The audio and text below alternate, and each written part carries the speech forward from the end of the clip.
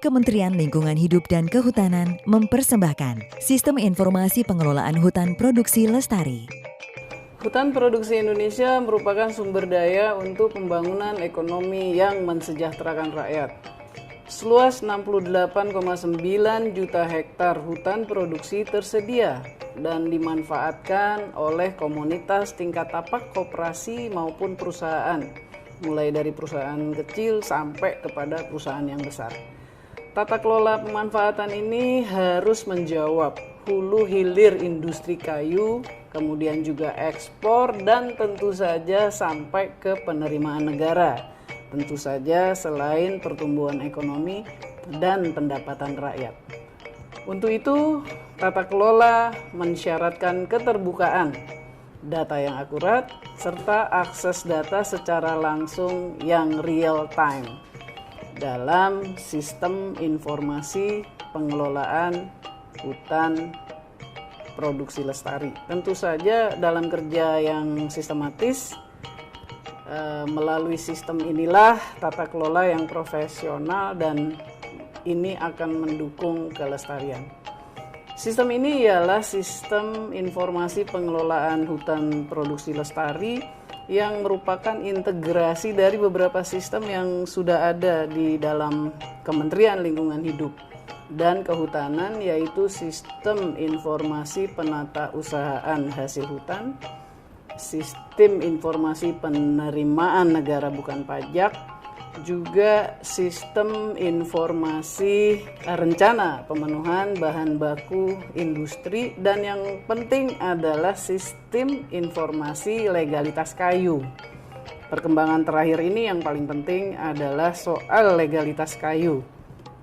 Yang juga baik dari sistem baru ini ialah mengakomodasikan pencatatan, pendataan kayu-kayu hutan rakyat yang selama ini belum dapat direkam.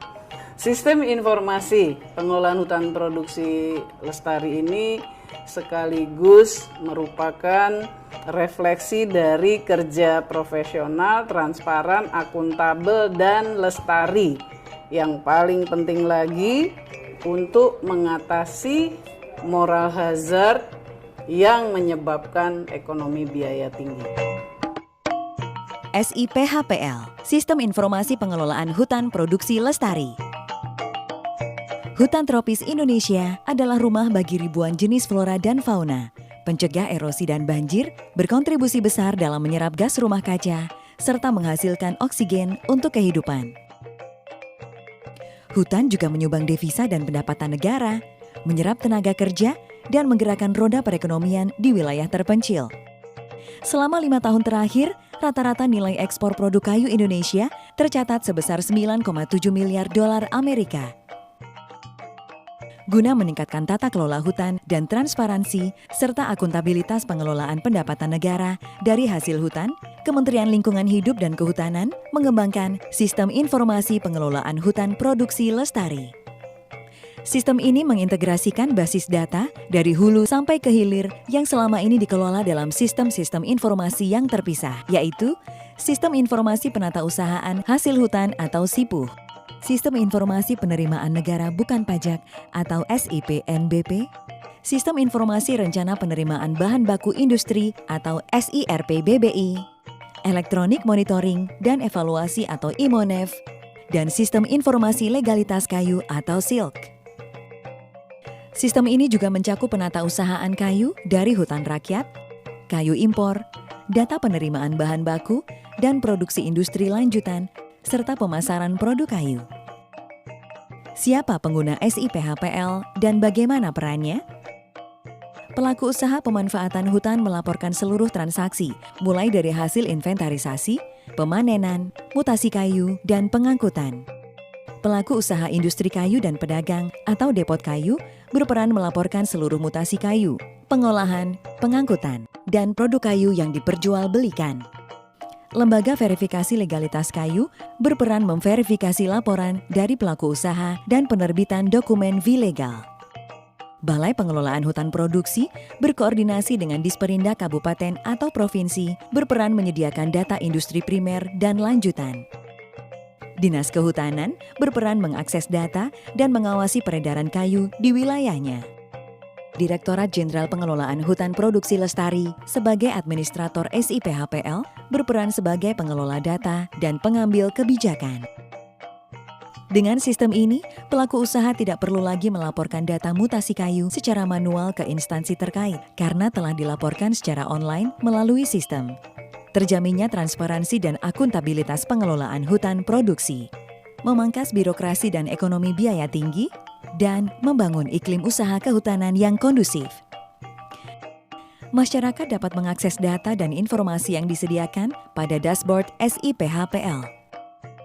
Generasi selanjutnya untuk pengembangan SIPHPL adalah pengembangan sistem informasi yang lebih akurat, efektif, dan efisien menggunakan teknologi drone to map. Assalamualaikum warahmatullahi wabarakatuh. Perkenalkan, nama saya Winda Saputri Batubara dengan NIM L1A120077 dari kelas R002 Prodi Kehutanan. Di video ini saya ingin menjelaskan tentang standar dan kerangka kerja pengelolaan hutan produksi lestari. Pengelolaan hutan produksi lestari diatur dalam Peraturan Ditjen Nomor 14 Tahun 2016 tentang standar dan pedoman penilaian kinerja pengelolaan hutan produksi lestari dan verifikasi legalitas kayu. Adapun pedoman pelaksanaan penilaian kinerja dan pengelolaan hutan produksi lestari yang dimana ruang lingkupnya yaitu 1. Pedoman ini mencangkup pelaksanaan penilaian kinerja PHPL di IUPHHKHA, IUPHHKHT, IUPHHKRE, dan pemegang hak pengelolaan. Yang kedua, pelaksanaan penilaian kinerja PHPL di IUPHHKHA, IUPHHKHT, dan IUPHHKRE, dan pemegang hak pengelolaan menggunakan standar penilaian kinerja pengelolaan hutan produksi lestari. Yang ketiga, standar penilaian kinerja pengelolaan hutan produksi lestari terdiri dari kriteria dan indikator penilaian kinerja pengelolaan hutan produksi lestari dan verifikasi legalitas kayu. Yang keempat, penilaian dilakukan terhadap dokumen dalam rentang waktu 5 tahun terakhir dan verifikasi lapangan. B. Acuan dalam penilaian kinerja pengelolaan hutan produksi lestari. Yang pertama yaitu Peraturan Menteri Lingkungan Hidup dan Kehutanan Nomor 30 Tahun 2016 tentang penilaian kinerja pengelolaan hutan produksi lestari dan verifikasi legalitas kayu pada pemegang izin atau pada hutan hak. Yang kedua, SNI ISO atau ISC tentang penilaian kesesuaian persyaratan untuk lembaga sertifikasi produk, proses, dan jasa. Yang ketiga yaitu SNI ISO atau IEC tentang panduan audit sistem manajemen. Kegiatan penilaian PHPL. Yang pertama yaitu permohonan penilaian, di mana yang A, audit mengajukan permohonan penilaian kinerja PHPL secara tertulis kepada LPP HPL dengan tembusan kepada Direktur, Kepala Dinas Provinsi, dan Kepala Balai. Yang B, LPP HPL menindaklanjuti dengan meminta kelengkapan data atau dokumen sebagaimana tercantum di dalam DPLS dan data atau dokumen terkait. Yang C, LPP HPL melakukan kajian terhadap data atau dokumen yang disampaikan oleh audit. Dalam hal audit tidak memenuhi persyaratan minimal sebagaimana dimaksud pada huruf B di atas, maka audit diminta melengkapi persyaratan yang dimaksud. Dalam hal audit memenuhi persyaratan, maka proses penilaian kinerja PHPL dapat dilanjutkan. Yang D, LPP HPL menyelesaikan urusan kontrak kerja dengan audit. 2. Perencanaan penilaian PHPL, yang dimana ada persiapan. Yang pertama, perekrutan dan mobilisasi tim audit, di mana LPP HPL menetapkan auditor dan tenaga ahli apabila diperlukan sesuai dengan persyaratan dan kompetensinya. Yang kedua, LPP HPL menyelesaikan urusan kontrak kerja dengan auditor dengan tenaga ahli dan memastikan kemampuan menyiapkan protokol kerja internal tim dan menyelesaikan asuransi jaminan keselamatan tim audit. Yang ketiga, LPP HPL menjamin bahwa auditor dan tenaga ahli berada pada tempat dan waktu sesuai dengan jadwal kerja. Yang kedua dalam persiapan yaitu logistik, di mana LPPHPL menyiapkan pendanaan dalam jumlah yang mencukupi kebutuhan pelaksanaan kerja auditor dan tenaga ahli serta tersedia pada waktunya. Yang B, LPPHPL menyediakan kebutuhan administrasi dan peralatan kerja untuk kelancaran kerja auditor dan tenaga ahli. B. Rencana audit. 1. LPPHPL menetapkan rencana audit yang menjamin pelaksanaan audit dapat memenuhi persyaratan SNI/ISO. Yang kedua, LPPHPL menyampaikan pemberitahuan kepada direktur untuk diterbitkan surat pemberitahuan audit kinerja PHPL kepada kepala dinas provinsi, kepala balai, dan atau SKPD terkait selambat-lambatnya 10 hari kerja sebelum pelaksanaan audit kinerja PHPL. Surat permohonan pemberitahuan dilengkapi dengan daftar nama dan waktu pelaksanaan audit kinerja PHPL. Yang ketiga, berdasarkan butir 2, Direktur menerbitkan surat pemberitahuan pelaksanaan audit kinerja PHPL kepada Kepala Dinas Provinsi, Kepala Balai, dan atau SKPD terkait untuk diberikan pelayanan serta dipantau secara administrasi. Surat pemberitahuan mencantumkan antara lain rencana waktu pelaksanaan audit kinerja PHPL dan nama-nama auditor LPPHPL, diterbitkan selambat-lambatnya 5 hari kerja sejak diterima. Yang keempat, dalam hal terdapat perubahan rencana audit kinerja PHPL sebagaimana dimaksud dalam butir 2, pihak LPPHPL wajib menyampaikan perubahan rencana dan direktur menerbitkan surat revisi terhadap perubahan rencana yang dimaksud. 3. Pelaksanaan penilaian PHPL. A. Audit tahap 1. Tim audit melaksanakan audit tahap 1 sesuai dengan rencana audit yang telah ditetapkan, di mana meliputi kegiatan 1. Melakukan verifikasi dokumen, 2. Mempelajari kondisi lapangan audit, 3. Melakukan diskusi dengan audit untuk menentukan kesiapan audit tahap 2, 4. Mengumpulkan informasi penting terkait lingkup sertifikasi PHPL, antara lain berkonsultasi dengan direktur untuk memperoleh informasi penting, misalnya surat peringatan yang berkaitan dengan pemenuhan atau pelaksanaan kewajiban audit. 5. Menentukan metodologi penilaian. 6. Mengkaji alokasi sumber daya untuk pelaksanaan audit tahap 2 dan persetujuan audit mengenai rincian audit tahap 2. B. Audit tahap 2. 1. Koordinasi dengan instansi kehutanan. A. Tim audit berkoordinasi dengan dinas provinsi dan balai serta balai pemantapan kawasan hutan setempat sebelum dan sesudah penilaian lapangan. Sebelum penilaian lapangan, tim menyampaikan rencana pelaksanaan penilaian dan meminta informasi tambahan terkait dengan kondisi audit yang akan dinilai. Setelah selesai pelaksanaan penilaian lapangan, tim melaporkan bahwa penilaian lapangan telah selesai dan menyampaikan kebutuhan informasi yang kurang lengkap. B. Kepala Balai melakukan pengecekan kesesuaian tim audit LPPHPL dengan yang tercantum dalam surat pengantar direktur dan melaporkan secara tertulis kepada direktur apabila tidak sesuai. C. Dalam hal balai dan balai pemantapan kawasan hutan tidak berkedudukan di provinsi tempat pelaksanaan penilaian kinerja, koordinasi dilakukan dengan dinas provinsi. D. Biaya koordinasi tidak dibebankan kepada LPPHPL. 2. Konsultasi publik. Untuk menampung aspirasi, saran, dan masukan terkait kegiatan operasional audit, LPPHPL wajib melakukan konsultasi publik sebagai berikut.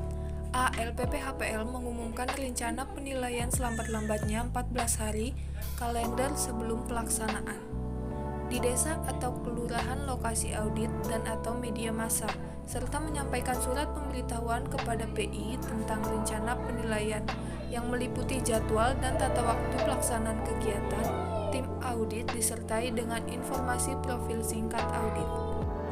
B. LPPHPL mengumumkan rencana pelaksanaan verifikasi di website LPPHPL selambat-lambatnya 7 hari kalender sebelum pelaksanaan verifikasi. C. Tim audit mengadakan konsultasi publik dengan masyarakat yang secara langsung terkena dampak kegiatan audit dan pihak terkait lainnya termasuk di dalamnya pemantau independen sekurang-kurangnya sebanyak 1 kali.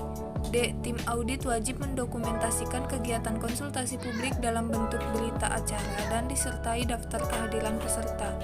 Kepala Balai memantau konsultasi publik dan melaporkan secara tertulis kepada Direktur apabila LPPHPL tidak melakukan konsultasi publik. 3. Pertemuan pembukaan PHPL. Pertemuan pembukaan adalah pertemuan antara tim audit dengan audit yang bertujuan untuk memberikan penjelasan mengenai tujuan, ruang lingkup, jadwal, metodologi, dan prosedur penilaian, serta meminta surat kuasa dan atau surat tugas manajemen representatif. Dari pertemuan tersebut diharapkan ketersediaan, kelengkapan, dan transparansi data yang dibutuhkan oleh tim audit dapat dipenuhi oleh audit. Hasil pertemuan dituangkan dalam bentuk berita acara pertemuan pembukaan yang ditandatangani oleh kedua belah pihak, dilampiri dengan daftar hadir pertemuan pembukaan. 4. Verifikasi dokumen dan observasi lapangan. Verifikasi dokumen adalah kegiatan yang dilakukan oleh tim audit untuk menghimpun, mempelajari data dan dokumen audit, serta menganalisis menggunakan kriteria dan indikator yang ditetapkan pada ketentuan ini. Observasi lapangan adalah kegiatan yang dilakukan oleh tim audit untuk menguji kebenaran data melalui pengamatan, pencatatan, uji petik, dan menganalisis menggunakan kriteria dan indikator yang telah ditetapkan. Verifikasi dan observasi lapangan dilakukan paling lama 21 hari kalender dan diakhiri dengan pertemuan penutupan. 5. Pertemuan penutupan. Pertemuan penutupan adalah pertemuan antara tim audit dengan audit untuk memaparkan hasil penilaian dan melakukan konfirmasi hasil dan temuan di lapangan. Hasil pertemuan penutupan dituangkan dalam bentuk berita acara pertemuan penutupan yang ditandatangani oleh kedua belah pihak dan dilampiri dengan daftar hadir pertemuan penutupan. 6. Observasi kegiatan penilaian kinerja. Dalam hal penilaian kinerja periode terakhir atau untuk persyaratan perpanjangan izin atau yang biayai dengan anggaran pemerintah, maka direktur dapat melaksanakan observasi kegiatan penilaian kinerja PHPL oleh LPPHPL. Observasi dilakukan oleh personel yang ditetapkan dengan surat perintah tugas atau SPT direktur yang dimaksudkan dalam tim audit LPPHPL dengan status sebagai observer. Personel pelaksanaan observasi membuat dan menyampaikan laporan kepada direktur. Dalam hal observasi dapat menjadi bahan keluhan atas kinerja LPPHPL. Direktur menyampaikan keluhan kepada KAN atas kinerja LPPHPL untuk ditindaklanjuti sesuai dengan mekanisme yang berlaku di KAN. Direktur tidak dapat memberikan pelayanan kepada LPPHPL tersebut dalam butir D sampai dengan ada keputusan oleh KAN atas keluhan yang dimaksud. Biaya pelaksanaan observasi lapangan dibebankan kepada anggaran kementerian. Tata cara pelaksanaan penilaian PHPL. Tata cara pelaksanaan audit di lapangan mengacu kepada standar SNI ISO dan standar penilaian kinerja PHPL. Bobot verifikasi. Bobot verifikasi ditentukan berdasarkan tingkat kedekatan verifikasi tersebut terhadap pencapaian kinerja indikator. 1. Berdasarkan tingkat kedekatannya, status verifikasi dikelompokkan menjadi verifikasi dominan atau utama dan verifikasi kodominan atau penunjang. 2. Verifikasi dominan memiliki bobot nilai 2 dan kodominan memiliki bobot nilai 1. Penentuan nilai kematangan atau bobot indikator. Nilai kematangan atau bobot indikator merupakan gambaran menyeluruh dari tingkat kematangan verifikasi penyusun indikator. Gradasi nilai kematangan atau bobot indikator ditetapkan menjadi 3 skala, yaitu 1. Nilai kematangan atau bobot 3 untuk pencapaian kinerja indikator baik. 2. Nilai kematangan atau bobot 2 untuk penyampaian kinerja indikator sedang. 3. Nilai kematangan atau bobot 1 untuk pencapaian kinerja indikator buruk. Audit dinyatakan lulus apabila nilai akhir kinerja sekurang-kurangnya berpredikat sedang. Audit diberi waktu untuk menyampaikan banding atas hasil keputusan penilaian selambat-lambatnya 14 hari kalender terhitung sejak penyampaian hasil keputusan penilaian. Penerbitan sertifikat. 1. Sertifikat PHPL diberikan kepada audit yang memiliki nilai akhir kinerja dengan predikat sedang atau baik dengan masa berlaku selama 5 tahun. 2. kedua dalam hal hasil penilaian berpredikat buruk berada pada kriteria prasyarat, kriteria produksi, kriteria ekologi, dan kriteria sosial, tetapi memenuhi legalitas kayu. LPPHPL menerbitkan sertifikat legalitas kayu atau SLK.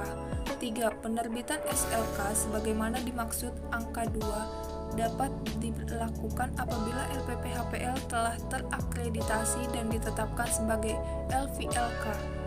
4. Dalam hal hasil penilaian berpredikat buruk, audit diberikan kesempatan memperbaiki kinerja PHPL sampai audit mengajukan permohonan untuk dinilai kembali oleh LPPHPL. Pendidikan dilakukan setiap 1 tahun sekali selama masa berlaku sertifikat PHPL dan dilakukan selambat-lambatnya 12 bulan sejak terbitnya sertifikat SPHPL. Hal-hal yang menyebabkan sertifikat PHPL dibekukan yaitu A. Pemegang sertifikat PHPL tidak bersedia dilakukan penilikan sesuai jangka waktu yang ditetapkan dalam prosedur LPPHPL. B. Tindak lanjut hasil keputusan penilikan atau audit khusus. Hal-hal yang menyebabkan sertifikat PHPL tetap tidak bersedia dilakukan penilikan setelah 3 bulan penetapan pembekuan sertifikat. B. Secara hukum terbukti melakukan pelanggaran, antara lain melakukan penebangan di luar blok yang sudah ditentukan, pelanggaran hak asasi manusia atau HAM, membeli dan atau menerima, menyimpan dan atau mengolah dan atau menjual kayu secara ilegal, dan atau pembakaran hutan areal kerjanya. C. Pemegang sertifikat PHPL kehilangan haknya untuk menjalankan usahanya atau izin usahanya dicabut, termasuk pencabutan izin yang merupakan tindak lanjut dari tindak pidana korupsi terkait bidang perizinan. Sekian video tentang pemaparan penjelasan standar dan kerangka kerja pengelolaan hutan produksi lestari. Kurang lebihnya mohon maaf. Wassalamualaikum warahmatullahi wabarakatuh.